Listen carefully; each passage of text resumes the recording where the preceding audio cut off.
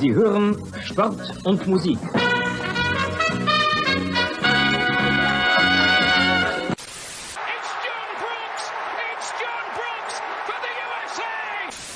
Spiel ist aus! Deutschland ist Weltmeister!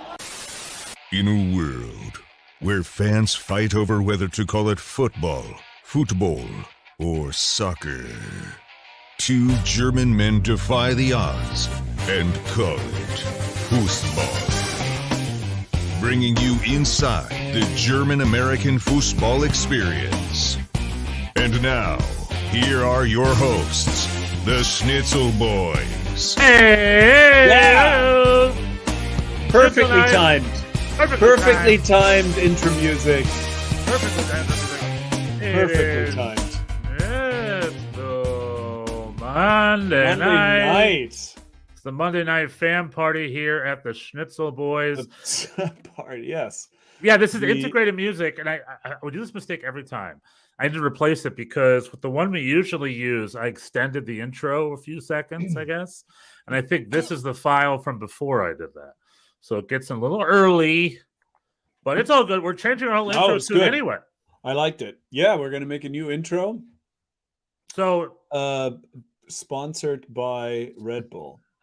Oh, I hope. That'd be a good sponsor. Terrible. I'll take their dirty money, right?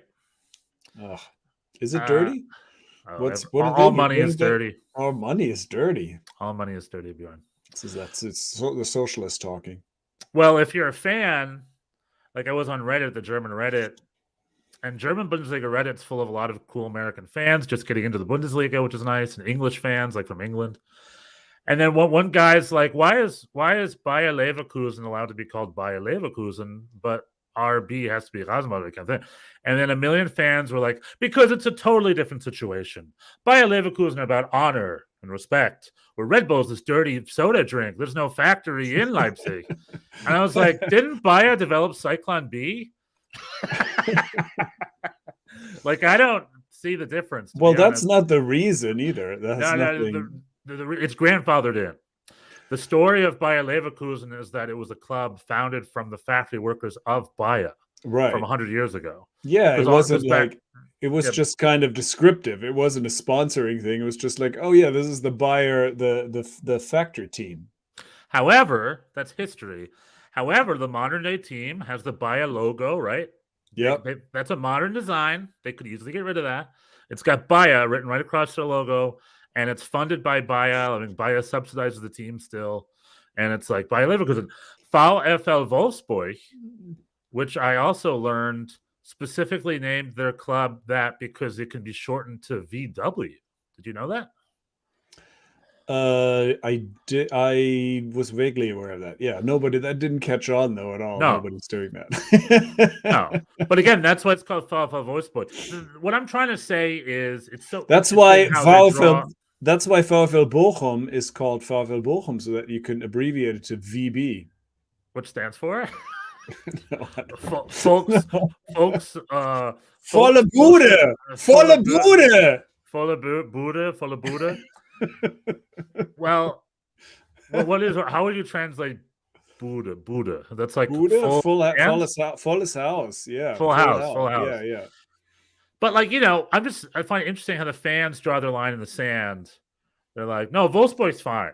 We're totally subsidized also by a giant corporation, but we're fine.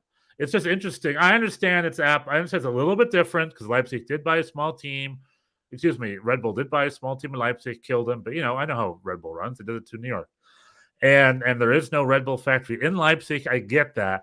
However, do the ends justify the means? Like the modern day situation between Bayer Leverkusen, VfL Wolfsburg, and RB Leipzig are pretty similar. And people pretending like they're not, it's ridiculous to me. That's just my little spiel here.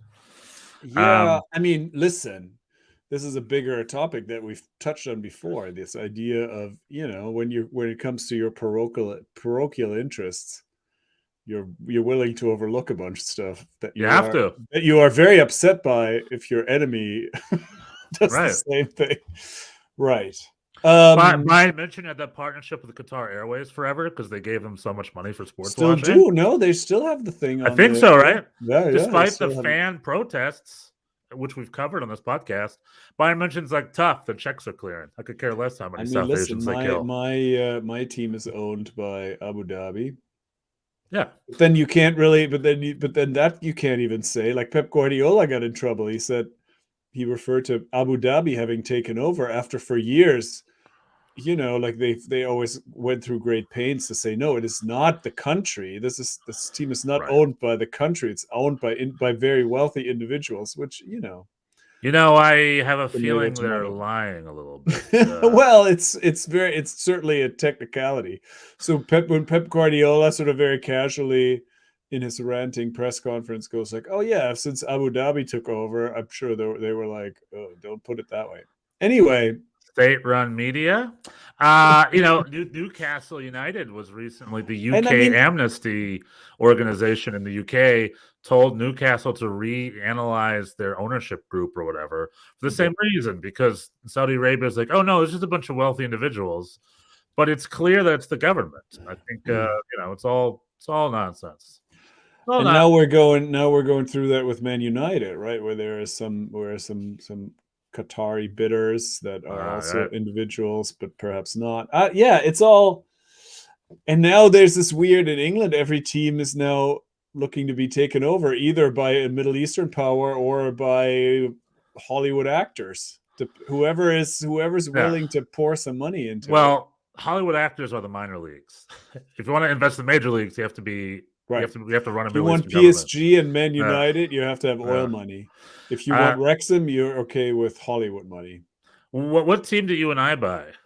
We buy a supermarket club. I used to own the D-Boon All-Stars. We're taking our U9 team and sending them to England. But what I was going to say, hey fans, ye whose owner is without sin may cast the first stone. And I have a feeling no stones. No stones will be cast. Yeah, I don't know what Bochum has no. I don't think there's any. Bochum don't have any. I'm talking specifically. I'm just talking specifically in the world. We see here in America where it's like our owner is better than your owner. England, same thing, and it's just like, and in Germany, the whole Bochum thing. We don't know. Well, they don't really have an owner. It's an organization that has a president. And they just kind of spend the money they have, like other. I mean, this is now. It has become this kind of assumption that if you want to be at the very top of the international game, it has to be you have to have an owner that's willing to fund it. There's three kinds of owners, right? There's traditionally the non-owner, the caretaker owner, like the German model, where it's like the club exists, people are running it, nobody really owns it. There's nothing to own. You're just kind of it's an independent entity. Yeah, you're making money, you're spending money. Barcelona was technically like that. Barcelona, Real Madrid were like that. They're just their own entity. Right, exactly. That's the traditional model. Now there's in England, this started with the Premier League, that they started selling their teams to outside people, and the first people coming in were the American style owners, and the American style. Well, Roman Abramovich started that. I mean, it's from beforehand. There's been owners. Right. There's the old. Well, that's what I was. The first billionaire owner was Roman Abramovich. He started that. That's trend. True. He was the first one. So it's not a chronological history that I'm telling. I'm just saying there's three different kinds. There's the non-owner, then there's the American style owner, which I don't know why they were attractive to anyone, because they use these clubs as a business. They come in from like an NBA, NFL kind of model where it's sort of like printing money. Everybody you just kind of rake in the profits, and that's how some of them have done it. The Man United owner, Arsenal, where they take money out, they run it as a business and they take profits. Yeah. So that's one thing, and hopefully I mean, the idea is that their business acumen helps make extra money, but I don't know. That has Perhaps. sometimes worked and has not.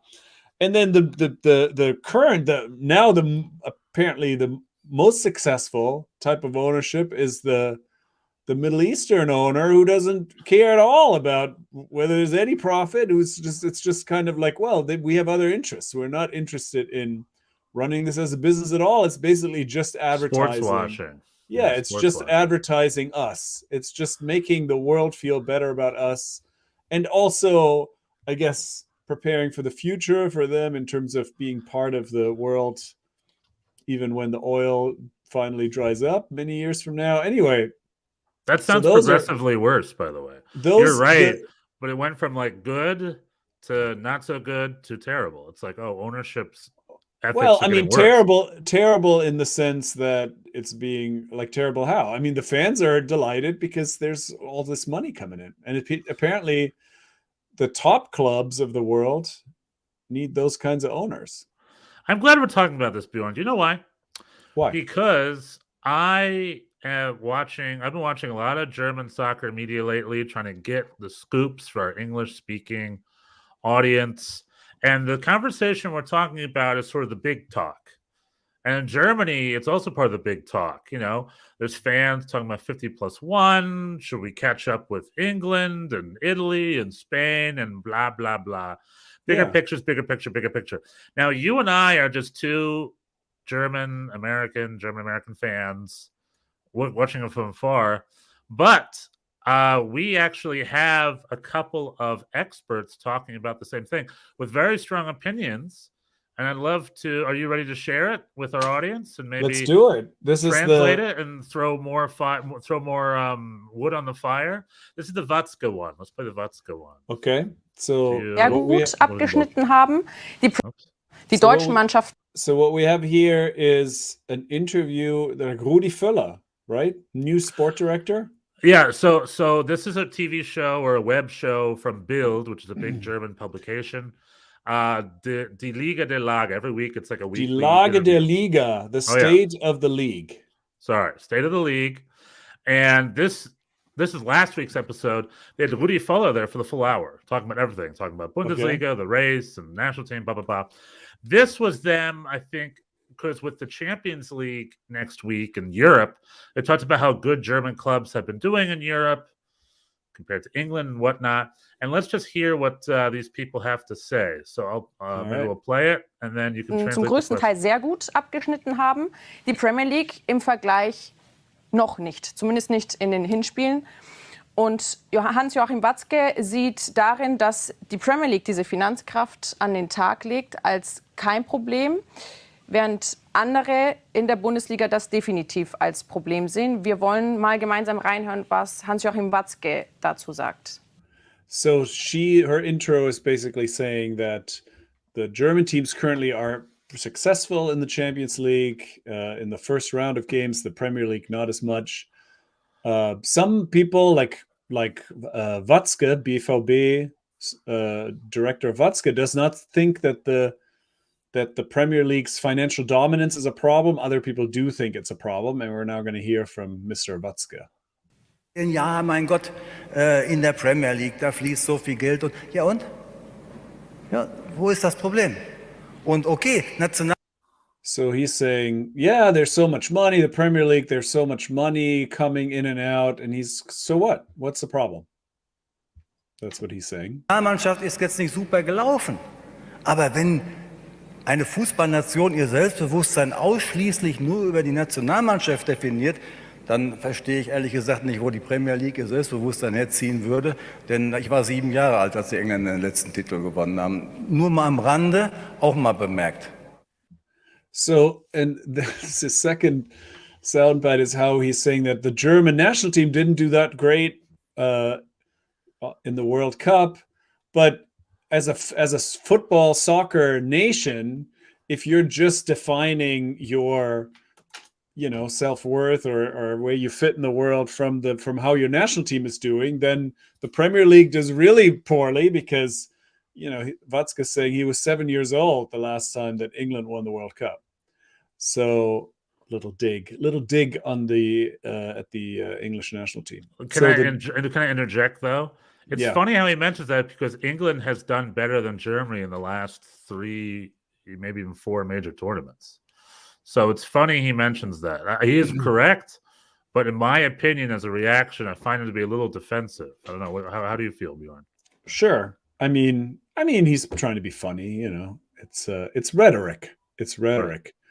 I mean, I don't know. He doesn't in these 2 bites. He has not really explained himself. These are just snippets.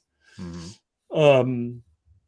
I mean, this is also Bild, right? Bild's a tabloid. It's a tabloid. Right. Really. It's not journalism. This is just, you know, it's like stir the pot. This is stir the pot kind of thing. Later in the episode, which I think I do have a clip of, Rudi Völler looks him right in the face and blames them partly for the German national team's poor performance, and then they accept part of the blame. Wow! All right.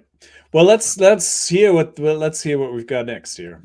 Stimmt, Rudi Völler nickt und lacht. Aber Herr Völler, finden Sie es nicht auch bemerkenswert, dass wir alle immer aufgrund der Finanzkraft der Premier League nach außen schreien, die Bundesliga sei nicht wettbewerbsfähig? Dann haben wir die Champions League Hinspiele, in denen fast alle Bundesligisten gewinnen und kein Premier League-Team einen Sieg einfährt.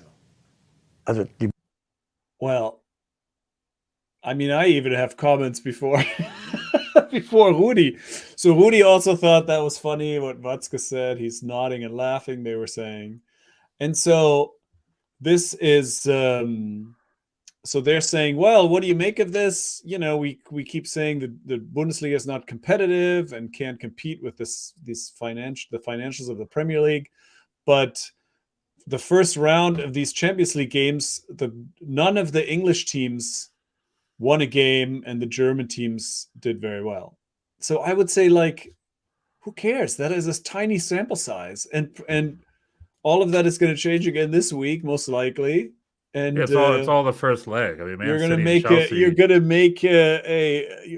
going to extrapolate some kind of larger economic theory based on like 4 first legs of I don't know. I object to the premise. But anyway, let's see what Rudi has to say. Momentaufnahme spricht natürlich absolut für uns und ist auch ein wichtiges Thema. Also ich sage das ja immer gerne, nicht nur was den DFB oder die Nationalmannschaft anbetrifft, auch die Bundesliga. Wir sollen uns nicht kleiner machen, als wir sind. Das ist meine feste Überzeugung. Natürlich waren die Ergebnisse international jetzt mit der Nationalmannschaft, vor allem auch in den Clubwettbewerben, jetzt nicht so prickelnd in den letzten Jahren. Aber außer Bayern München, die natürlich Champions League-Sieger geworden sind, Eintracht Frankfurt in den letzten Jahren Europa League. Aber viele Jahre war es halt auch ein bisschen dünn. Aber trotzdem, im Vergleich jetzt nicht nur zur Premier League, die natürlich wirtschaftlich in ganz anderen Sphären jetzt sich bewegt, aber vor allem auch mit Frankreich. Das vergisst man ja mit Frankreich oder Italien. Ich glaube, die Franzosen, ich kann das wiederholen, wir haben gerade in Monaco einen Franzosen ausgeschaltet. Wir hoffen natürlich, dass die Bayern gegen Paris nichts anbrennen lassen, dass dann Paris noch rausfliegt. Also viele Franzosen sind in dem Wettbewerb auch nicht mehr drin, obwohl wir wirtschaftlich ja mit Italien, Frankreich und Spanien auch auf einem Level sind, was Einnahmen anbetrifft. Also da machen wir es schon gut. Also So Rudi is saying it's lovely to hear all these. I mean, Watzke also is a real man of the Ruhrgebiet. It's lovely to hear these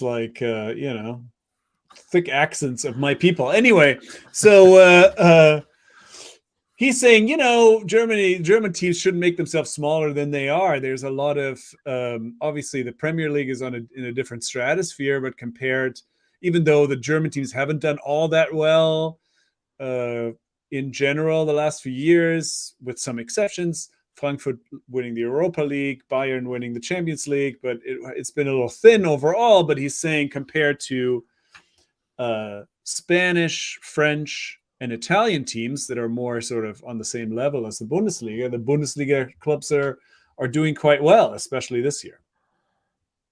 Die Clubs jetzt noch besser als die letzten Jahre. Also mich freut das schon, dass wir mit unseren Möglichkeiten, die wir haben, da muss man auch die Clubs mal loben. Also nicht nur die Dortmunder jetzt gegen Chelsea, ich finde auch Leipzig hat ein wunderbares Spiel gemacht gegen Leipzig, gegen Manchester City. Ja. Das war he thinks that the teams are doing pretty well, and they deserve some credit for doing it well, and not just Dortmund against Chelsea. He's saying Leipzig played a good game against Man City. Das war überragend. und die anderen natürlich auch. Also wir sind da gut im Rennen.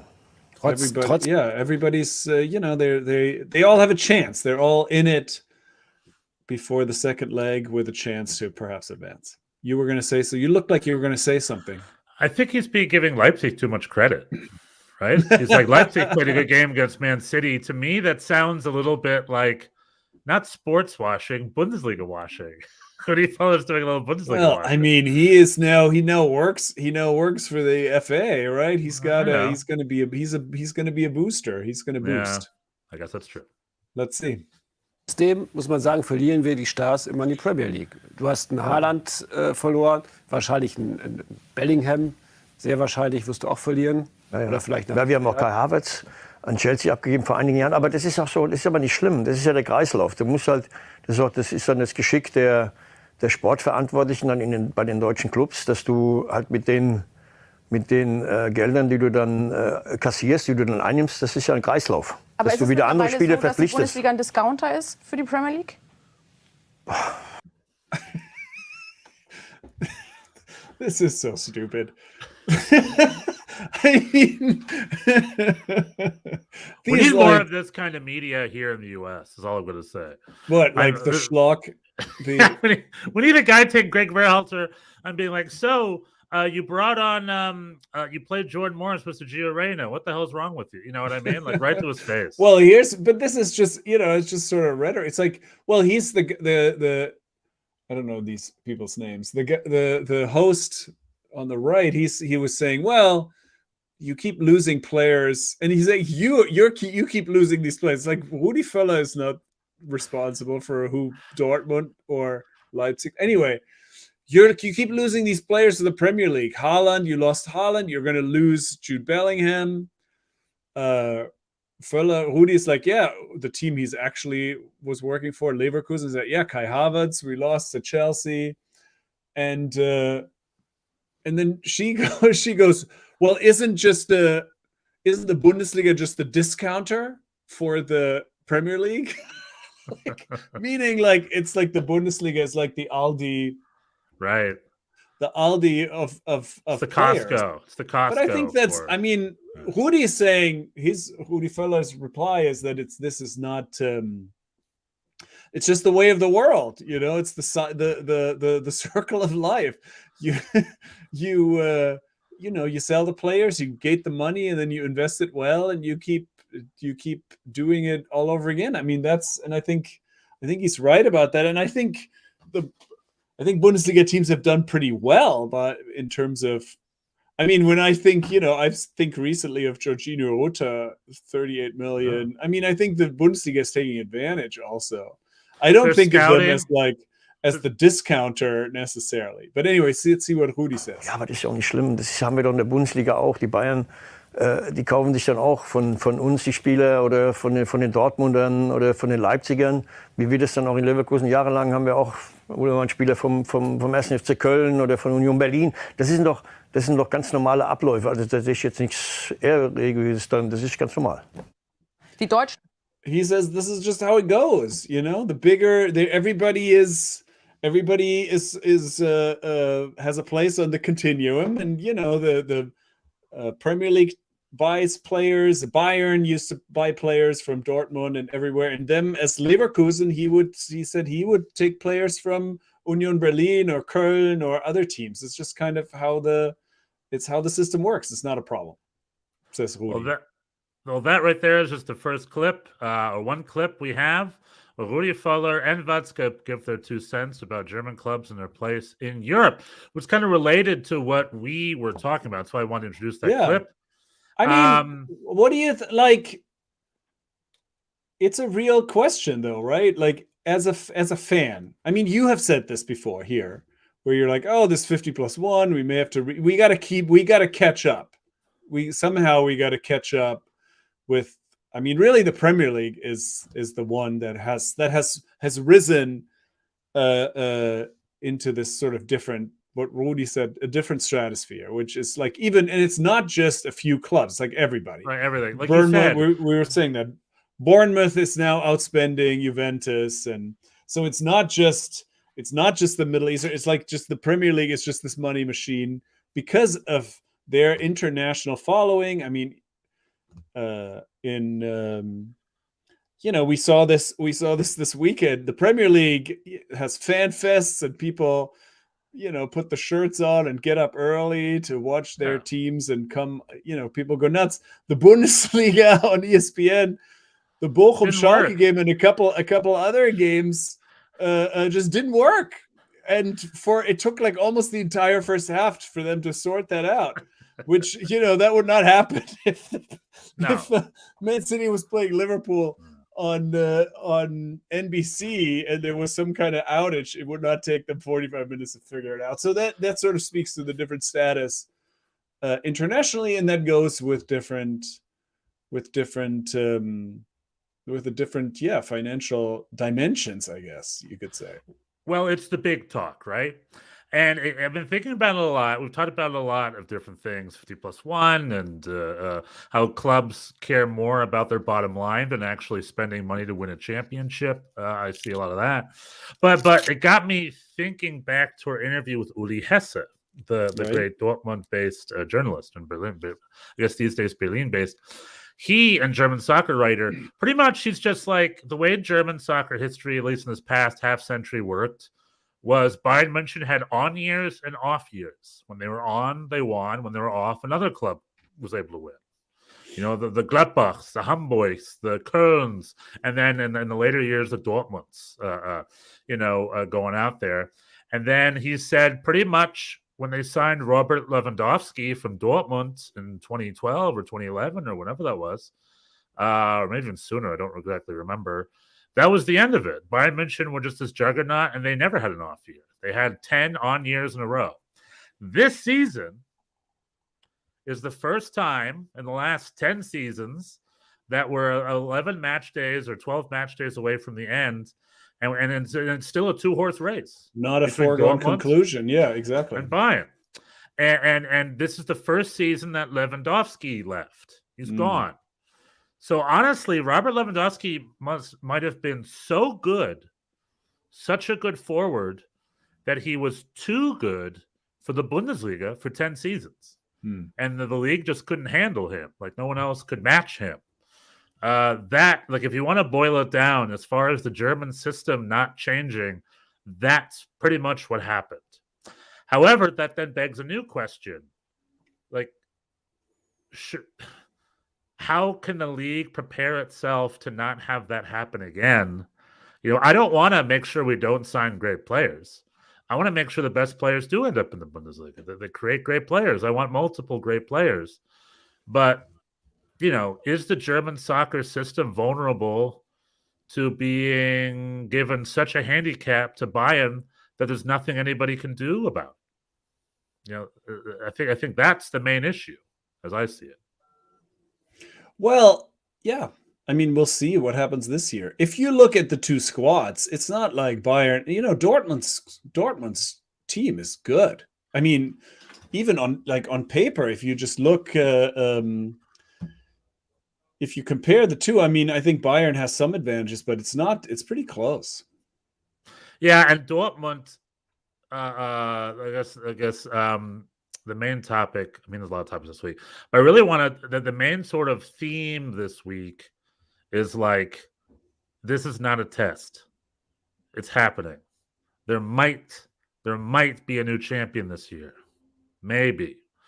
Union Berlin unfortunately dropped points. Expected. I mean, how realistic was their title challenge anyway? I think for them, just getting in the top 4 is a huge achievement. But as far as winning the title, there's a 5-point gap now, right, between Bayern, Dortmund, and then the rest. But Dortmund's still there. Dortmund's on a 8 or 10 game unbeaten streak. It's just on quite a streak right now. Not just unbeaten; they've won every game in 2023, right? They got maximum points. So it's looking, I think, because they fixed their defense. Julian Brandt, according to this Bild interview, someone called Julian Brandt the best player in Europe right now, which I thought was quite an exaggeration. But you have not been a fan traditionally. No, but Julian Brandt is crushing it. He's been great.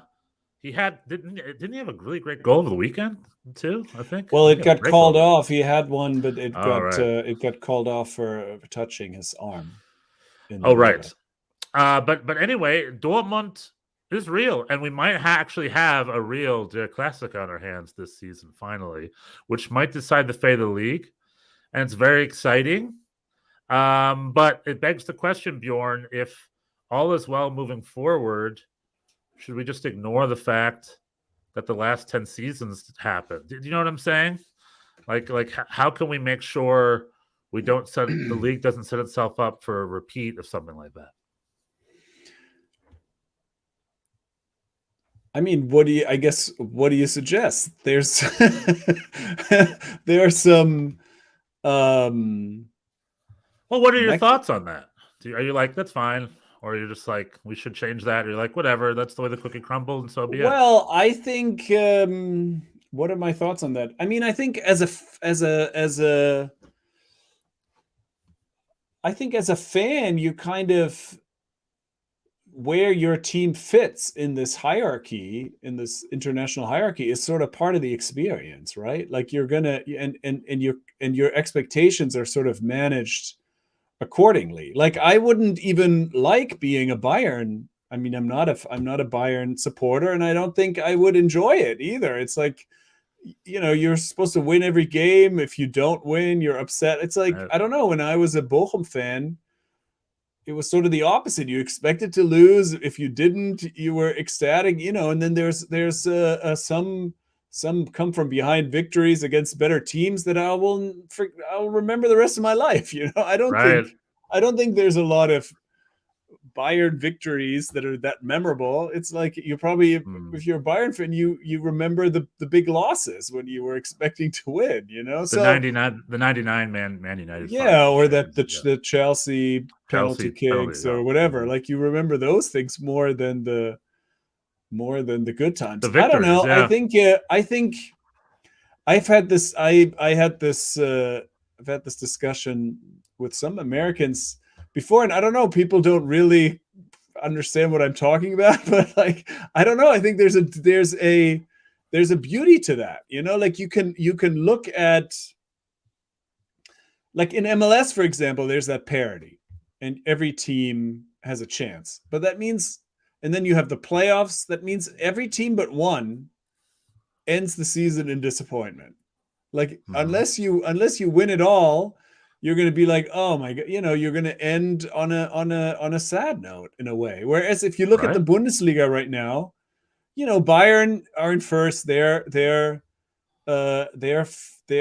probably a little iffy. Dortmund's got to feel good about their season. Union feels great about their season. RB Leipzig's probably feeling pretty good about themselves. Freiburg, you can go down the list, and there's certainly a few clubs that are disappointed, like Hoffenheim.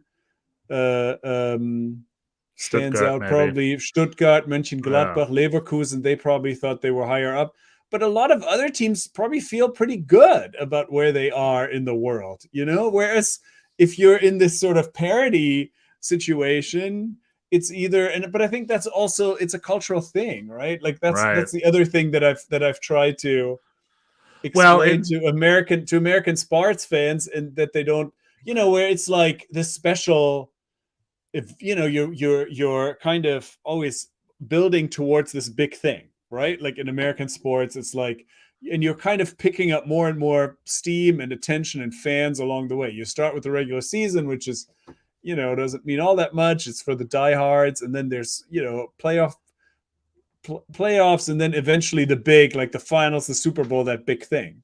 And in the soccer, especially in Germany or traditionally, it's just not like that. It's not like this kind of building towards something. It's just this kind of thing that's part of your life, like in a weekly kind of, you go every week, and sometimes you win, sometimes you lose, sometimes it's, you're happy. So it's like not this like build up, and then it's over. It's more like this kind of thing that accompanies you throughout the year. There's not these big breaks that you have in American sports, where it's like NFL plays for 4 months, and then you wait 8 months for it to. Then you watch baseball until it's just different. It's like, and I'm not saying one is better than the other. It's just different. It's just a very different it's just very different culturally. What we see is like every club has their own goals. It's just Europe. It's not just Germany. It's just Europe in general. Like Wrexham is a perfect example. Wrexham, their goal was, I didn't 100% follow Wrexham, but the goal is to maybe go get promoted from the 5th to the 4th division or whatever. Bochum's goal is to not get relegated. Yeah, if they don't get relegated, it's hurrah, hurrah, the success, cheer, cheer. yeah. The title is not in the cards. It never was. The fans didn't believe it. No one, nobody thinks they're gonna, exactly. However, the issue with the Bundesliga is on the top end, like the only thing that doesn't have much competition is the winner. Like getting to Europe was competitive, mid-level was competitive, relegation was always competitive. But what Bayern München did was like winning the title got uncompetitive. Right. But I will say, in addition to that, it seems like that's a bigger topic outside of Germany than inside of Germany, because you're talking about culture. I think I noticed that German fans of their clubs, and probably in England too, but like German fans could give two craps if people from outside of their city watch the club at all. They could give two craps. If Americans want to watch it, if people from China want to watch it, the Bundesliga would love for that to happen because they sell ads and blah, blah, blah. Right. The fans, the clubs would rather you not. They really don't care. They just want it to be their club. They want it to be convenient for them and then their thing. So there's like a local club fan versus the TV fan that the English Premier League did so well. Essentially, and same with Barcelona and Real Madrid, all these big clubs, like Louis van Gaal would call them commercial clubs. They have this thing where they made TV fans, and the TV fans outnumbered the local fans, like in some cases, 1,000,000 to 1. For like a club like Man United or Man City, like most of their fans don't speak English, or most of their fans are watching on TV. And the English league set that up. Like that's what they did. They made a global all-star league. They wanted to buy ads. They made that happen. And if you ask Germans, is that what they want to happen? They'll tell you no. Likely. Most of them will say no. They'll say, no, we don't care. We just want to follow, like you said, we're Bochum fans. We really want our boys here to be from Bochum, and we want a Bochum coach, and we have things our way. And people from China wouldn't even, or the United States wouldn't even understand the Bochum mentality. So we don't care what they think. Well, I mean, that's already over. There's not like, who is from Bochum on Bochum? Nobody. No, I'm talking more about fans. That's no longer the case, that the teams actually were. But yeah, I think, well, I want to say two things. I think all of these are big questions. And as a fan, I think these are things if you're in America, you don't ask yourself because you have, I mean, that's the thing. A lot of American fans they shun their local teams. They hate MLS. And they're all about the Premier League, or which is a TV show. The English Premier League is a TV show, pretty much. Well, to some extent, yeah. And the fans are just part of the ambience, And I think there's a mixed kind of a thing. It's like where you're saying, oh, they don't care, but there's also this performative thing that's part of fan culture now, where it's like, oh, we have to sing the whole time and we follow a script because we see ourselves as part of this thing, which I have sort of mixed feelings about it. We've talked about that before, where I was like, as a fan, I want to I definitely cheer, I want to sing, but like it's not like I don't want to do it on demand. Like I want to react the way depending on the game. Now, two things. One, what you're saying is this is where promotion and relegation comes in, right? Promotion and relegation ensures, because the European systems don't have really any, compared to American sports, don't have any real financial constraints. There's no salary cap. Whatever money you could find, you could spend.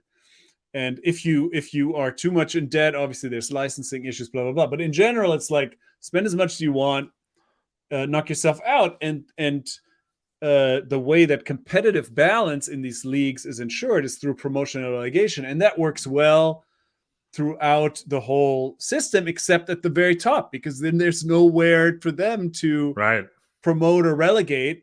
And that's where then this idea of the Super League arises, where these clubs, where it's like, okay, let's just build another layer and then have just people promote. Like the reason that the the Super League as it was conceived and failed whenever that was a couple of years ago, was because it was essentially a closed league. So it was like, only some teams promote and relegate, and some other teams are there forever, and blah blah blah. And that was just sort of a non-starter for a lot of people. Who are like, no, it's. But if it was an open system, if it was just like the European Super League, I could imagine that working in that same sense, where you kind of promote out of the National League into this so-called Super League. So you're saying that would be one thing, one way to deal with it, like just add another layer to this pyramid. Or the other thing is you have to adopt some kind of tight financial restrictions, which also anyone is open to do, right? Like why? Mm-hmm. But that doesn't happen. No, it's an illusion. I would say of all of Europe, Germany has the best financial restraints because they do have financial rules. I don't exactly know what they are, but they have rules. Well, they have licensing. You have to be. I think the licensing issues are more. It's not so much like curbing excessive spending. It's more like they want to make sure that clubs are solvent, like that nobody runs out of money when they're in the. You have to have certain.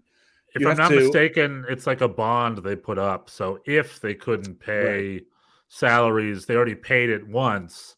So checks will always clear. It just comes from the bond. Right. If you're coming from, for example, if you're getting promoted from second to first, there's like an audit, and you have to prove that you can afford, that you have the resources, that your budget is. So this is more like sort of to avoid default rather than curbing excessive spending is how the system is set up, as far as I understand it. And they could do better. Like Major League Baseball, I think, does a really good job with their financial control. I think the way it works is bigger teams have to pay luxury tax. So if Bayern München spends $30 million on Sadio Mane or whoever, a club like Bochum gets $1 million luxury tax sent to them, which they could definitely use. Yeah. That's a player's salary. But I mean, the only reason that the American sports need those kinds of mechanisms is because they don't have promotion relegation. So they have to have other controls, other systems or controls to ensure competitiveness, because no one wants to see just blowouts every night. So back to your point earlier about the Super League. I know this is not what the Super League is supposed to be, but that is an interesting concept of having all these super clubs from leagues get promoted out of their league into a European Super League where they can go at each other. I like that idea. However, I'm convinced all that will do is create another level of haves and have-nots. Don't you think? Well, especially if you basically give them tenure in the way that this iteration that existed in the world, that was really designed to help Barcelona, Real Madrid, and Juventus over their COVID financial troubles. Yeah. Really, like the Super League concept, as it's been pitched, is so flawed. Right. Because Bayern München doesn't want to have anything to do with it already, and that's already flawed because they're one of the biggest clubs. And then it's like AC Milan is in. There's like certain clubs involved, and I'm like, AC Milan couldn't beat West Ham if they tried, and West Ham's not involved. It also tries to sort of enshrine these structures that are very malleable. Clubs. Right now, it's one way. When I was a kid, it was Italy and Spain, where in the different stratosphere, and these things also change. So this idea of like, we're going to pick these 15 clubs and they're going to be in the top forever. First of all, I also would really question whether that even works, because at that point, then what's your incentive to have a good team? It's very likely that AC Milan would just run out there. Right. So I would question whether or not that even works in its concept. It was really flawed, and that's why it didn't. But the fundamental is what you were saying just now. The fundamental conflict that's not going away is that you have that exactly what you were saying. These less competitive, and there's a global audience now for these teams versus just the local people. And there's just as many, exactly like you were saying. There's these people in and I said this before. I see these people at Fan Fest. They're like, top to bottom, Man City, and they kit and they drive in from Tallahassee or whatever. I'm like, you could probably find an MLS team to support. Like, I don't know if this is wouldn't be this is not how I do it, but it's like everybody, gets to have fun, and these are customers too, and they contribute to the bottom line. And so they also have the teams are looking in that direction. And so, and however that then takes shape, if we're going to see actual Champions League games played in the US, or if there is going to be there's too much money out there for these teams to just kind of let that be. So there are some changes are likely to happen, and that conflict between the people who are actually in the stands, who feel like huge ownership, of course, of their teams, and they would say, who the fuck are these Americans wearing our never even but doesn't matter, they are paying customers just like everybody else. And so that's a conflict that's not going away. That's the big talk. Football is ever evolving. What will it look like in 30 years? Who knows? Well, let's go back 30 years. 1992 to now. Night and day. Right? Night and day. Club football in Europe and just football in general. It's Premier League was I think 1992. Yeah, 92 is the year it started, right? Same with Champions League. Champions League also rebranded. So it was very different. The European competitions were definitely taking a back seat. Italy and Spain were the big leagues. Yeah, the big dogs. That's where they had all the money.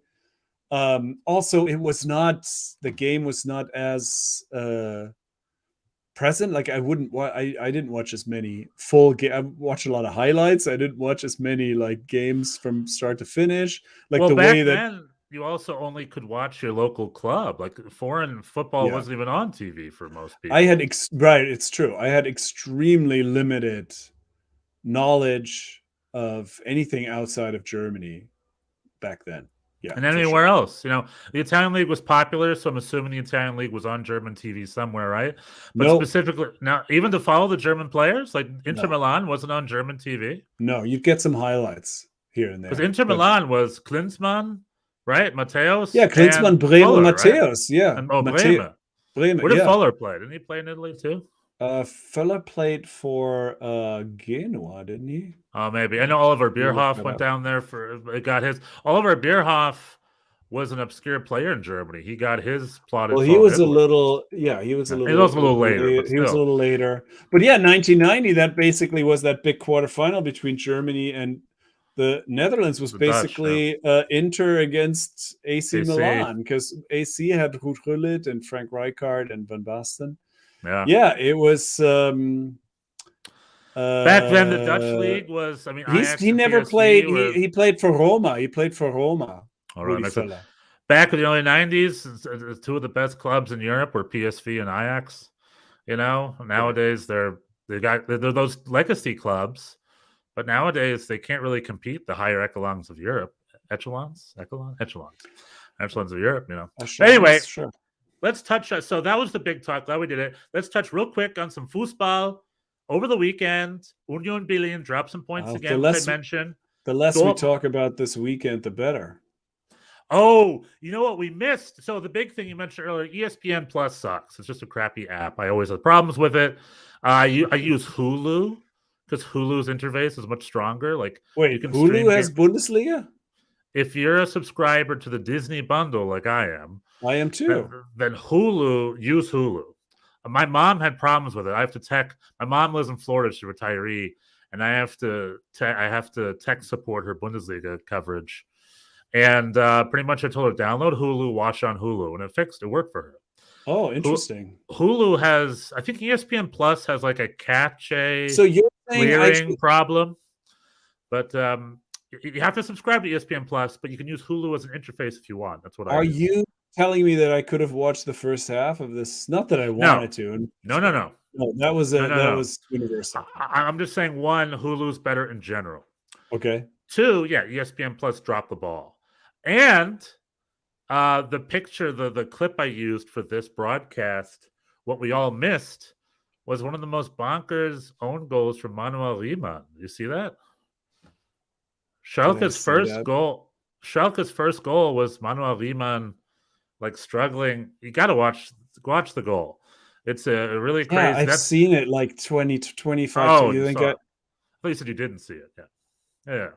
But we didn't see it live, so we missed it. We only saw the second half, where Schalke, as you guessed, Schalke really did dominate. Bochum were pretty, like you said, toothless for your NYCFC performance last week. Bochum really toothless this week. They had nothing to offer. It was just Schalke and Bochum, good on Schalke, bad on Bochum. But all is not lost. There's now a 4-way tie at 19 points in the bottom. Bochum's been good. It's hit or miss. They'll still pick up some points later in the season. Believe, Bjorn, believe.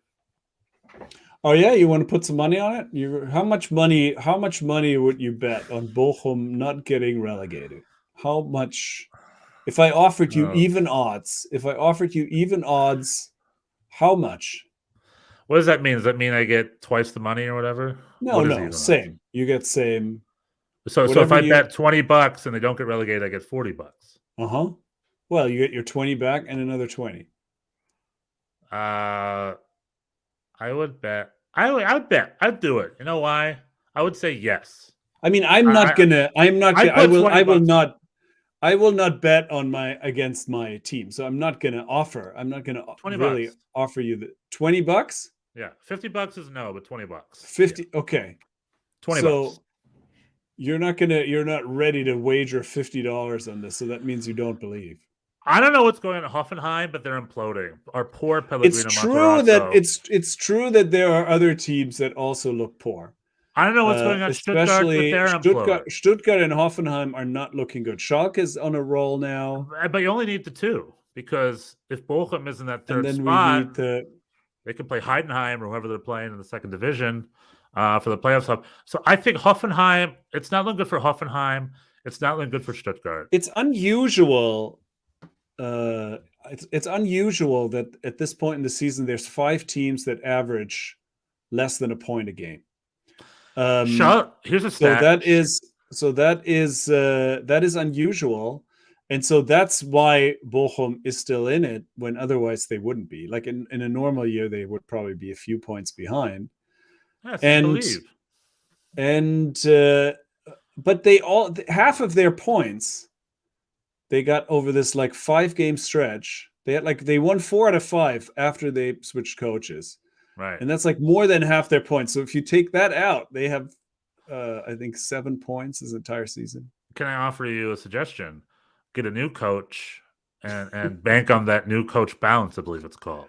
So there's just too much. The squad was weak to begin with. Now there's a lot of injuries. My advice to you, I was a naysayer from the beginning, and there was a moment of hope. The new coach, that we had that winning streak. Now, I mean, I said to you in the text, if you ask me what I think this team's going to be last for the rest of the season. Well, what I'm saying to you is, don't root for Bochum, root against Stuttgart and Hoffenheim. That might be a better fan experience for the rest of the season, but you never know. Schalke, so a little wacky, little fun fact: Schalke got more points. I think Schalke, have like, what was the stat? I should look it up. But like 80% of their points have come from the Hinrunde. They've already made more points at this part of the Hinrunde. No, this part of the Rückrunde, yeah, than the entire Hinrunde. Right. Than their entire Hinrunde. Yeah, they're They're now on a roll, but now they have to play Dortmund. So, and then the big talk up top. Mainz had another great win, another great goal from Barreiro, our friend Xander last week was talking about. Real deal. Mainz had a great little. I think they won also pretty high. Didn't they win 4-1? Mine's just 1-0 against Hoffenheim. But they beat Hoffenheim. They're still on a roll. They're still winning. Now, the big talk, Bjorn, the big question that will leave us off with. Another big talk? Is this a test? Is this a drill? Or will Dortmund win the Bundesliga? I said a couple weeks ago I thought Dortmund will win. So, yes.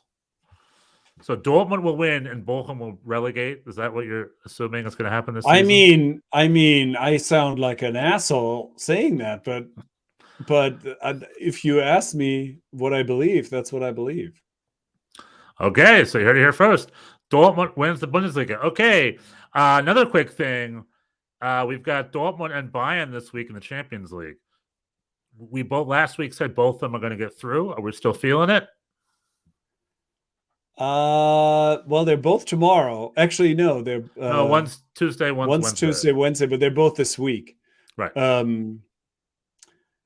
I think I keep waiting for Chelsea to turn because they have, they spend a lot of money, but they have good players. It's kind of a mystery. They beat Leeds. Well, yeah, but barely. Like it's a real struggle. Christian Pulisic is part of the squad. Christian Pulisic will make his return tomorrow. So get ready for that. It's well, I mean, we'll see. I don't think he's gonna. Well, I don't know. Who's to say? I mean, I think Chelsea are better than their recent results, so I don't think they're as terrible, but they have been bad. So I think Dortmund can do it. I think Bayern will. Yeah, I don't know. Those are both going to be interesting. I will say that. I guess I feel better about these two than the other two. I will say that. Right. Frankfurt's definitely going out, and Leipzig probably too.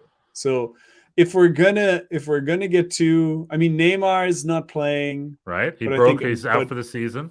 But Mbappe is. I mean, it seems like they're better when one of these guys is missing anyway. So, that's the thing. Neymar being injured. Neymar doesn't like playing big games, so he always makes sure to get himself injured right during the second half of the season. Okay. This is the casual conspiracy. Yeah, I mean, PSG paid $1 billion from the Win Champions League, and he's been injured for this. He only gets injured right around the round of 16. He gets a season-ending injury. So I think his sister's birthday also comes up in a week. He always goes big enough for his sister's birthday. He likes poker. He likes McDonald's. But anyway, now that Neymar is injured, they're just not paying him enough. Yeah, they're not paying him enough.